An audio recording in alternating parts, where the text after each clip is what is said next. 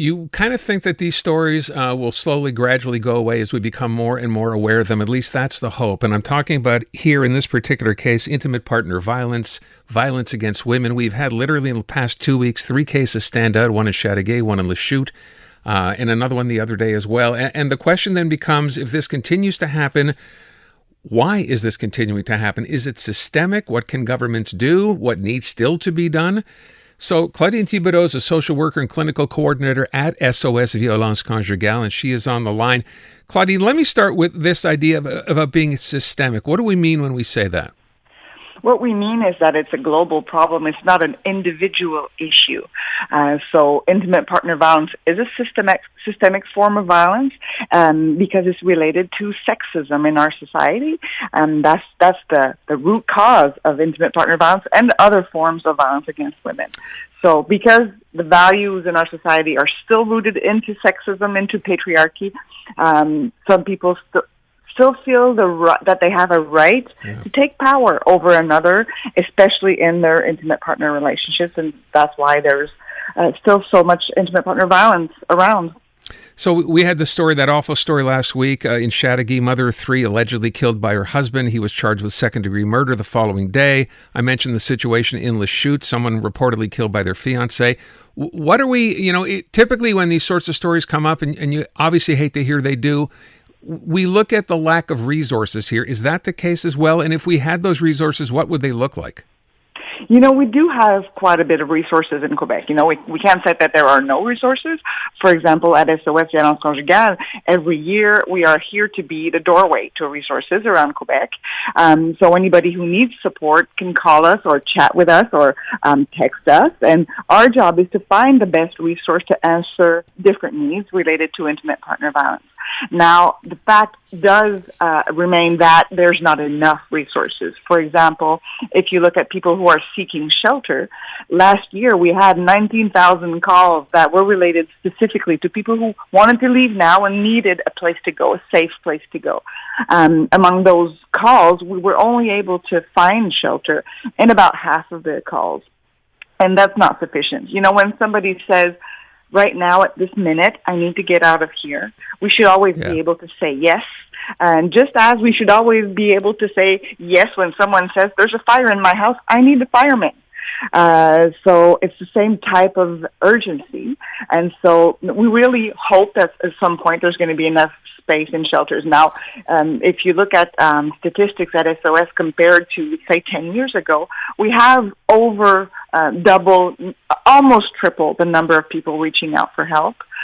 This does not mean that there's more violence. It means that people ask for help more because there's more prevention going on. There's more information out in the population about our services and about the fact that you can ask for help if you have difficulties of this nature in your relationship.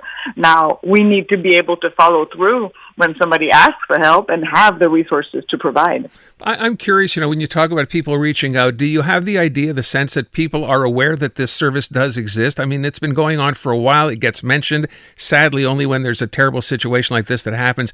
Do people know where to go? I think more and more, yes. Considering that we went from an average of 25,000 calls per year to over 60,000 in the last year. Yes, people know more where to ask for help, but intimate partner violence will always be hard to identify in one's life because it hides. It's very often it's very subtle. It'll hide in behaviors that may appear to be positive, even. So manipulation and all the forms of psychological violence, their goal is to put sort of confusion around the victim and make her doubt herself and her perception and, of course, her perception of violence. So there's still quite a bit of work to be done, but we do see that there has been an increase in people reaching out for help, which means that more people know about the resources. So what happens in a case as you outlined, right? It's one thing to say, obviously the numbers suggest that people are finding you and know about the service, but when you run out of an affordable place where you can send someone, what happens? What's the next step?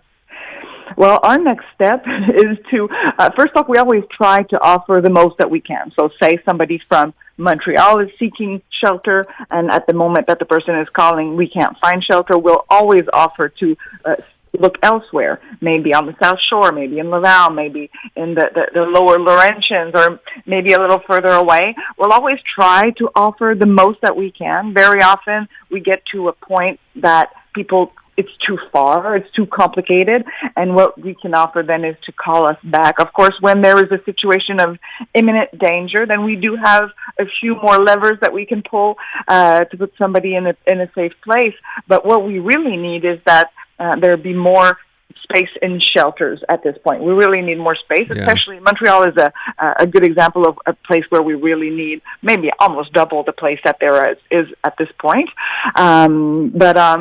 It's a lot of work, and so part of our work is to offer the services, and another part is to support the government and support the shelters into making this problem visible so that we can find more ways to answer those needs together, because it's a social problem. Intimate partner violence, it's not a personal problem. It's not an individual problem.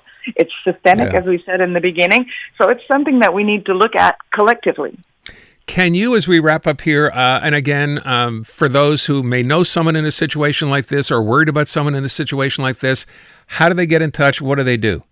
Well, an easy step is to go online, look up SOS Violence Conjugale.ca. Our website is a really good place to start. It has a lot of information for loved ones, for people who question their relationship. We have interactive tools on there that allows a person to take a step back about their situation, that sort of assess it and see if there's violent behaviors and see if there's a dynamic of power and control. And then if a person wants to reach out, we've built some easier ways to reach out, which is the text messaging and the chat on the website. And then we also have our 24-hour hotline that's always available at 1-800-363-9010. All right. Thank you so much for coming on. And I'm not sure what you say other than I hope, you have less people to have to deal with and things get better, because it's hard to hear that this gets worse and worse every year. So thanks so much for your time this afternoon. It's my pleasure. Thank you. Yeah. Claudine Thibaudeau at SOS Violence Conjugale, if you need to reach out